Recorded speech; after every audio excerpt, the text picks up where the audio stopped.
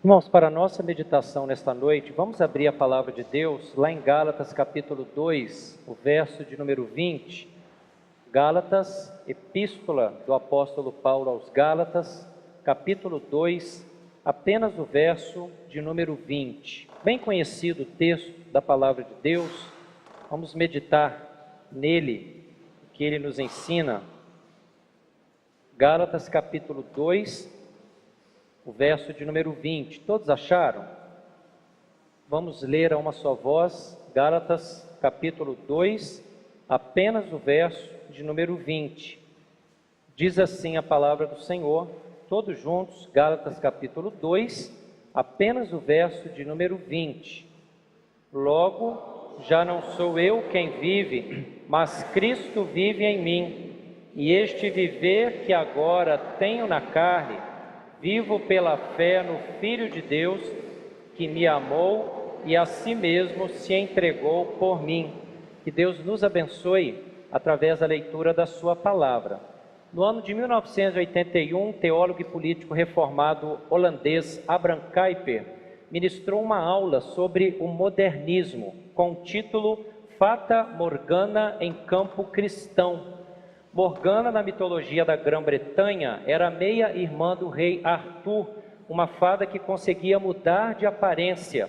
Desta forma, chama-se efeito de fada morgana qualquer miragem no horizonte do mar que faz com que ilhas, barcos ou icebergs adquiram uma aparência alargada e elevada, igual aos castelos de conto de fadas. Desta forma, Kuyper, quando deu aula com o título Fata Morgana em campo cristão, ele pretendeu alertar a igreja de sua época para que tomasse cuidado com qualquer visão de Cristo que aparentasse ser verdadeira, mas que fosse carente de qualquer fundamento da palavra de Deus. A questão fundamental sobre a pessoa de Cristo está resumida na pergunta que o próprio Jesus fez aos seus discípulos, registrada em Mateus capítulo 16, o verso de número 15. Ali Cristo pergunta: e vós, quem dizeis que eu sou? Com esta pergunta, Cristo não espera ouvir, ao lado dos múltiplos conceitos que correm ao seu respeito, mais uma opinião à altura deles. Cristo quer provocar uma decisão de outra índole. Cristo quer provocar uma decisão existencial que aborda a verdade de cada um, uma decisão que seja real, que seja única e que seja conforme a consciência de cada um, mas uma consciência embasada na palavra de Deus. Portanto, a resposta de qualquer cristão verdadeira, quando seja indagado sobre a pessoa de Cristo, é dizer: eu creio no Cristo, mas não qualquer Cristo. Eu creio no Cristo que está revelado, embasado e fundamentado na Sagrada Escritura. Aqui nós temos um princípio importante que não devemos esquecer como igreja. A cristologia, isto é, a doutrina sobre Cristo, parte da revelação divina, a Escritura, porque é a Escritura que vai iluminar o olho do cristão, para que ele saiba qual o conceito verdadeiro e qual o conceito falso a respeito da pessoa de Jesus Cristo. Somente o cristão verdadeiro poderá saber verdadeiramente quem é o Cristo, porque o cristão é iluminado do alto.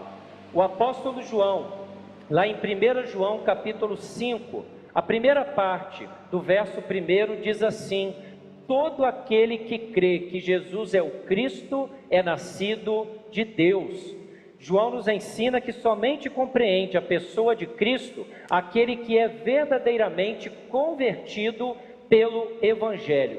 E saber disso é muito importante para que nós evitemos algumas caricaturas de Cristo que encontramos na história.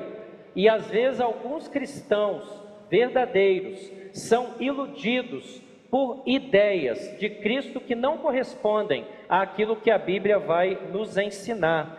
Eu chamo de caricatura de Cristo aos conceitos equivocados do Senhor Jesus, que não possuem qualquer fundamento embasado na palavra de Deus. Eu vou citar um exemplo histórico para os irmãos. No quarto século da era cristã, havia algumas discussões sobre a pessoa de Cristo em relação à pessoa do Deus Pai. A pergunta era: Cristo é da mesma natureza divina que o Pai, ou ele deve ser considerado uma divindade menor? A tendência de alguns teólogos da época era de subordinar de algum modo a pessoa do Deus Filho à pessoa do Deus Pai, sem contudo negar a natureza divina de Cristo. Era comum que algumas pessoas fizessem um nexo entre a criação do mundo e a criação do Filho, afirmando que Cristo foi criado por Deus, não sendo, portanto, da mesma natureza divina que o Deus Pai. E aí nós vamos ter alguns problemas com esta ideia, porque esta ideia vai negar que Cristo é de fato Deus, igual ao Deus Pai. Esta ideia também vai negar que Cristo não é um ser eterno. Pelo contrário, esta heresia afirma que Cristo foi criado, afirma que Cristo é igual às criaturas e não é Deus igual a Deus Pai. Um estudioso que defendia esta ideia de subordinação de Cristo ao Pai, lá no quarto século, era um presbítero de Alexandria, chamado Ário. Ário vai negar a natureza divina de Cristo e vai forjar uma fórmula herética para resumir quem Cristo era. Ário afirmava: houve um tempo em que ele não era. Em outras palavras, Cristo não é eterno. Cristo não é igual ao Deus Pai. Cristo é meramente uma criação do Pai. Ele é a criatura primeira, a mais eminente, e é destinada para ser o instrumento da criação dos demais seres. Esta tese, Ário vai despertar grande contenda na igreja antiga, e isso vai parar lá no Palácio Imperial. Constantino, no século IV, sabe de toda esta confusão que Ário, este presbítero, estava causando para a unidade da igreja. E assim o imperador, no ano de 325, entre os meses de maio a junho, convoca um concílio para a cidade de Niceia, lá na Bitínia, na Ásia Menor, chamado Concílio de Niceia. Neste concílio, as ideias de Ário foram condenadas e foi formulado um credo, o chamado Credo de Niceia, que biblicamente defende a divindade de Cristo.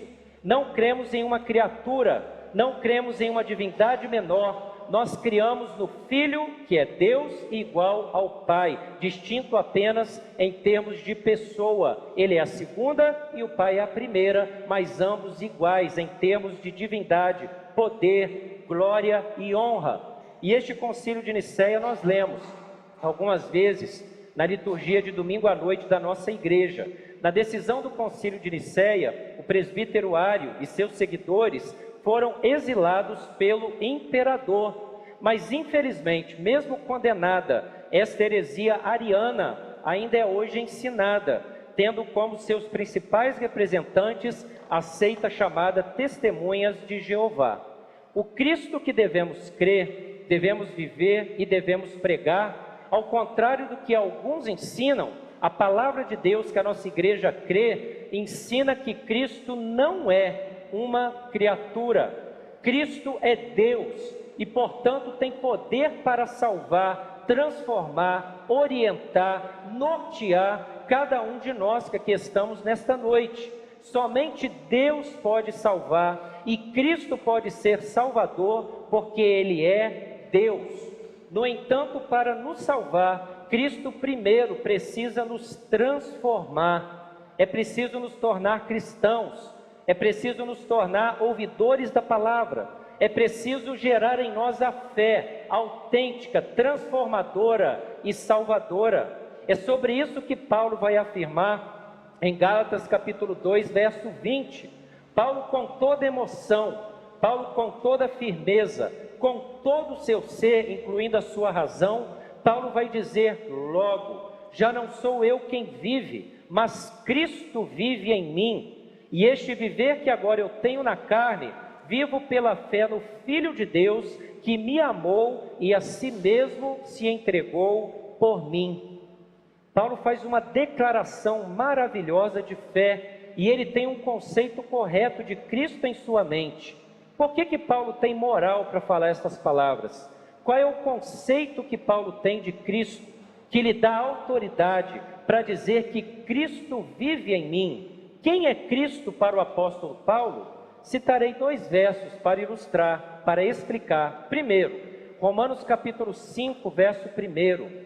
O apóstolo Paulo diz: justificados, pois, mediante a fé, temos paz com Deus por meio de nosso Senhor Jesus Cristo. Neste verso de Romanos capítulo 5, verso 1, o apóstolo Paulo, ele vai afirmar que Jesus é aquele que retira a nossa guerra com Deus. Cristo veio ao mundo para trazer a paz. Nós estamos em guerra com Deus quando nos entregamos ao pecado, conforme vimos na liturgia desta noite. Pecados de estimação, pecados gerais, quando em vez de falarmos agora vou viver em santidade, agora vou seguir ao Senhor, falamos como Deus briga com a geração do profeta Ageu. É uma geração que diz: ainda não é tempo de servir a Deus, eu posso esperar para amanhã. Ainda não é tempo de me consagrar, ainda não é tempo de me santificar, ainda não é tempo de voltar para a igreja, ainda não é tempo de nada que envolva Deus, deixe para depois. Ainda há tempo na mente humana, mas na verdade nem sempre o nosso tempo é o tempo de Deus. Às vezes, quando você acha que tem mais tempo, vem Deus e diz: cessou o tempo, acabou a oportunidade, acabou o meu desígnio para contigo, agora já não adianta mais. Então o apóstolo Paulo, em Romanos capítulo 5, verso 1, ele diz que Cristo traz a paz para o verdadeiro cristão. Não há briga, não há guerra, não há contenda entre nós e Deus, porque o nosso pecado foi perdoado, o nosso pecado e a sua culpa foram retirados em Cristo Jesus. Temos paz com Deus, Deus está conosco, se Cristo de fato habitar em nosso coração. Esse é Cristo para o apóstolo Paulo, é aquele que causa paz entre nós e Deus. Segundo texto, 2 Coríntios capítulo 5, verso 17, o apóstolo Paulo diz: e assim, se alguém está em Cristo, é nova criatura, coisas antigas passaram, eis que se fizeram novas. De acordo com Paulo, Cristo é aquele que traz transformação, a transformação necessária para a vida do cristão. Aquele que se entrega à fé em Cristo é nova criatura, muda radicalmente, muda o jeito de pensar, muda o jeito de falar, muda o jeito de sentir, muda o jeito de agir. É impossível que qualquer um de nós tenhamos um encontro verdadeiro com Cristo e continuemos a praticar as mesmas ideias erradas que praticamos quando não estamos em Cristo. E eu repito, é impossível você ter um encontro com Cristo e continuar na mesma miséria espiritual. Às vezes o cristão pode passar por alguns momentos de imaturidade, nos quais você pode errar de um ou de outro jeito, mas é fase, porque o pecado não é realidade. Se entregar ao pecado não é realidade para a vida do cristão. É este o Cristo que o apóstolo Paulo ensina. Aquele que está em Cristo é nova criatura, as coisas passadas se foram, eis que tudo se fez novo. Ele transforma, orienta, ele te tira da ansiedade destrutiva, retira a ira, que também é destrutiva, retira a sua vida de pecado, retira os pensamentos impuros, retira todo o domínio do pecado na vida de cada um de nós. É com esta moral que o apóstolo Paulo vai dizer em Gálatas 2:20, já não sou eu quem vivo, mas Cristo é Ele que vive em mim. A expressão Cristo vive em mim é muito ousada. Eu gosto de Paulo porque é um homem ousado. Fala de questões ousadas, dinâmicas, vívidas. Essa expressão Cristo vive em mim significa que nada deve acontecer de nossa parte contra a vontade de Cristo. E aí eu faço a pergunta: quem de nós hoje pode de fato proclamar esta expressão paulina de forma sincera, honesta e verdadeira. Quem de nós pode de fato dizer: Cristo vive em mim? Um dos servos de Deus do passado, chamado João Crisóstomo, o antigo arcebispo da cidade de Constantinopla, comenta esta frase de Paulo. E ele vai dizer assim: uma vez que se mostrara todo entregue a Cristo Senhor, porque renunciara a todos os bens temporais e obedecia em tudo a sua vontade, Paulo não diz vivo para Cristo, mas Paulo diz o que é muito mais ousado. Paulo diz: é Cristo que vive em mim. Quando um cristão fala Cristo vive em mim, significa que o cristão cumpre fielmente as palavras de Cristo. E o que Cristo vai ensinar? Lá em Mateus capítulo 6, verso 24, Cristo diz: ninguém pode servir a dois senhores, porque ou há de aborrecer-se de um e amar ao outro, ou se devotará a um e desprezará ao outro. Então o apóstolo Paulo declara: Cristo vive em mim, porque percebe que o domínio do pecado já não está mais nele. É Cristo que habita, é Cristo que transforma, é Ele que orienta. A orientação de Paulo é a orientação de Cristo. A vida de testemunho de Paulo é dominada pelo próprio Cristo. E aí, nesta base, João Crisóstomo continua e diz: como vive o pecado se dominar, arrastando a alma ao que quer, assim se o pecado morrer, realiza-se o que apraz a Cristo, e tal vida de então em diante não será apenas humana, mas divina, porque Cristo, o próprio Cristo, vive em nós, isto é, Cristo dominará todo o nosso ser. Portanto, nesta noite, eu peço para que todos os presentes façam morrer a natureza terrena.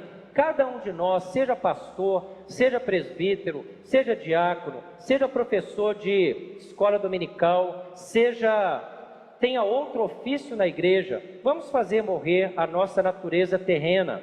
Vamos buscar uma vida de consagração a Deus.